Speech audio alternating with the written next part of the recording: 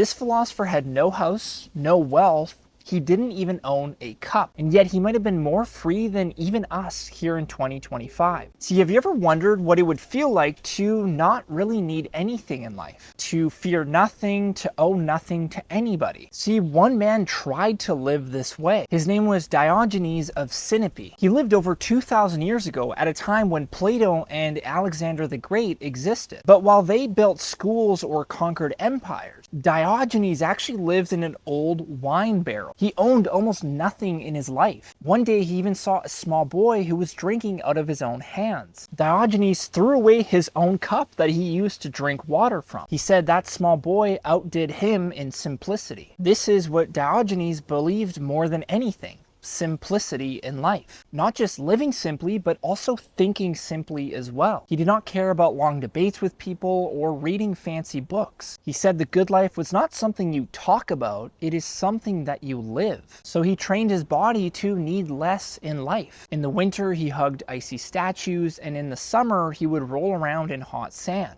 See, he wanted to be free in this world, not just from society, but his own comfort. He made fun of philosophers who talked about virtue but didn't really live it. He once famously walked through the streets of Athens in broad daylight with a lantern. When someone asked him what he was doing, he said, "I am looking for an honest man." See, he did not bow to kings or powerful people either. There is a story that the famous Alexander the Great once actually came up to him and asked him, "Is there anything I can do for you, Diogenes?" And Diogenes, lying on the ground, simply said this, "Yes, actually, can you please move? You are blocking my sunlight." That was all he wanted, not fame, not fortune or power, just sunlight and a clear mind. So what was Diogenes really trying to say to us? Well, he was trying to say that the good life is simple, that freedom is not about doing whatever you want. It is about needing almost nothing in life. Because once you stop chasing everything, you'll start actually finally realizing what is important in your own life.